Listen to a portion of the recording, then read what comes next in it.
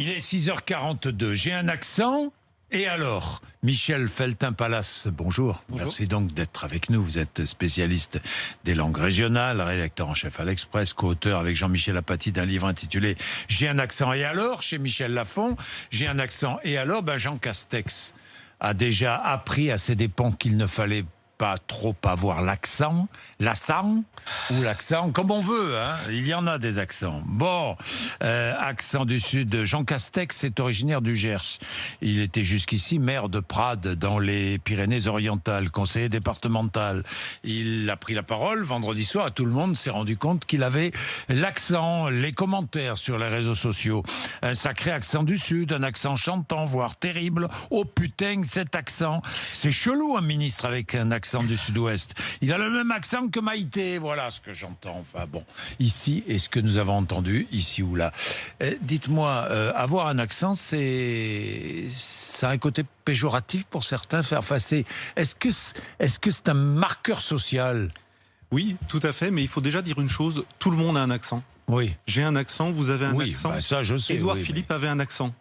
Édouard Philippe avait un accent. Bien sûr, avoir un accent. L'accent, c'est simplement la manière de parler. Donc dès qu'on parle, on parle avec un certain accent. Il se passe qu'en France, l'accent de Paris, plutôt un des accents de Paris, plus exactement l'accent de la bourgeoisie d'Île-de-France, a réussi l'exploit de faire croire qu'elle n'avait pas d'accent. C'est aussi idiot que si moi qui suis de souche européenne, disons, je disais à un noir, toi tu as une couleur de peau, pas moi. C'est idiot.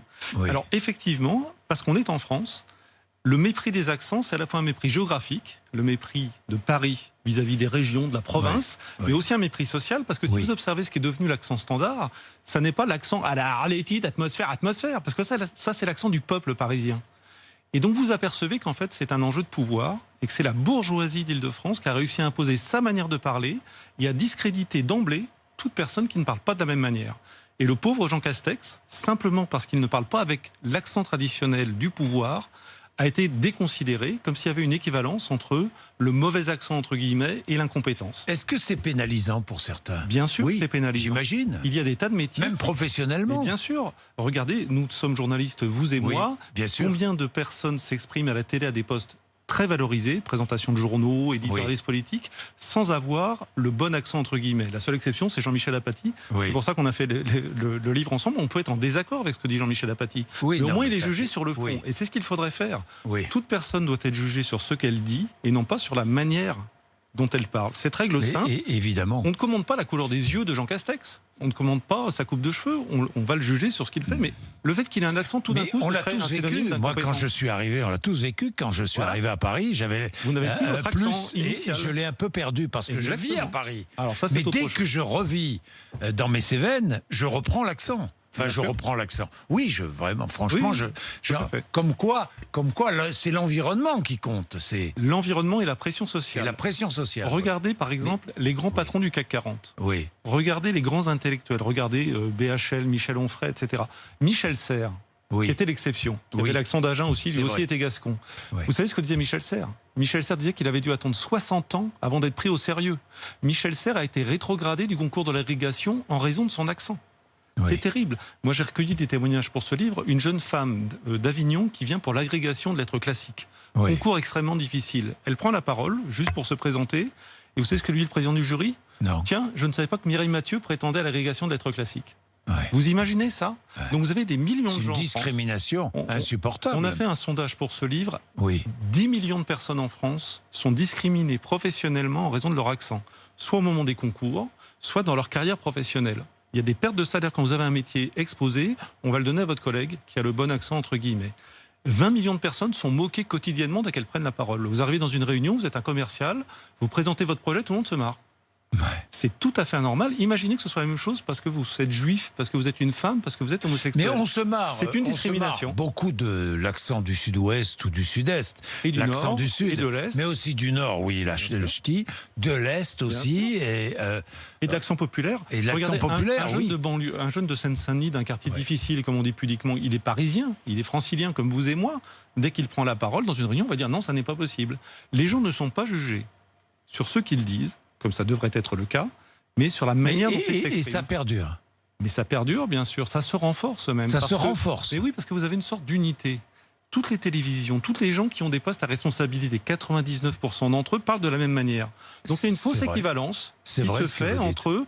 Puisque les gens sérieux parlent tous comme ça avec l'accent standard, si on n'a pas l'accent standard, on n'est pas sérieux. Voilà, c'est complètement stupide. C'est la glottophobie. Ça s'appelle de la glottophobie, c'est le fait de ne pas aimer quelqu'un en discrimination par l'accent, de sa manière dont il parle. Oui. Et c'est la même chose que l'homophobie, la xénophobie, c'est pour montrer que c'est le même principe. Vous reprochez à quelqu'un ce qu'il est et non pas ce qu'il fait. C'est pour ça que c'est, à mon avis, un sujet plus sérieux qu'on ne le croit souvent. Bien. Et tout de suite, c'est... l'accent du Sud, l'accent rugby, l'accent rocailleux, l'accent, enfin bon, etc. Tout de suite, on remarque l'accent dans le moindre commentaire. Mais attendez, même les journalistes font ces commentaires-là, les premiers, bien sûr, à se moquer de l'accent des autres. Naturellement. Imaginez que le bon accent, tout d'un coup, soit l'accent alsacien. Ouais. Imaginez. Il y a beaucoup de gens ici sur ce plateau et ailleurs en France qui ne pourraient plus faire carrière. Imaginez qu'on vous dise « Ah non, vous n'avez pas l'accent alsacien, vous êtes ridicule ». Les gens comprendraient tout d'un coup que c'est tout à fait anormal et que c'est une discrimination qui n'est pas la plus grave, mais elle n'est pas reconnue comme une discrimination. Je vais vous dire, quand j'ai commencé ce métier, j'étais journaliste sportif et je me souviens très bien, dans la rédaction d'RTL, on disait « Ah bah oui, tu es journaliste sportif, tu as de l'accent, c'est bien que tu sois au sport, tu pourrais pas faire de la politique. » Exactement. Ni de la politique étrangère. Mais bien sûr, je me souviens de ça. Et même, on m'a collé au rugby. Je n'y connaissais pas grand-chose au rugby, je connaissais beaucoup mieux le football. On m'a collé au rugby parce que j'avais l'accent du Sud. Oui. Uniquement pour ça. Ce sont des connotations complètement stupides. Uniquement. Parce que c'était l'image, uniquement. C'est la France, très centralisée, et avec une ville qui se sent supérieure aux autres. Et c'est tout à fait normal. Mais on n'arrive pas à lutter contre cela. Eh bien, écoutez, je fais un petit livre. Je suis pas sûr de changer la situation à moi tout seul. Oui, bien sûr, il faut en parler. Je vous remercie beaucoup de cette invitation. Peut-être l'arrivée à Matignon de Jean Castex fera-t-elle évoluer la situation. Exactement. Voilà, on a besoin de symboles, mais il faut effectivement tourner une diversité. Je lui en parlerai. Le jour où les grands journaux de télévisés seront présentés avec l'accent de Marseille, le jour où à la Comédie Française, on pourra avoir quelqu'un qui joue Lorenzaccio avec l'accent corse, Rému jouait Molière. Qui aujourd'hui, avec l'accent provençal, a droit au grand rôle. C'est fini. Donc on a beaucoup régressé. Et j'espère, il faut des symboles à la télévision, au cinéma, chez les grands patrons, chez les intellectuels, pour changer et qu'on juge enfin les gens sur ce qu'ils disent et non pas sur la manière dont ils s'expriment. Eh bien, merci Michel Feltin-Palace. J'ai un accent. Et alors, chez Michel Lafon. Merci beaucoup.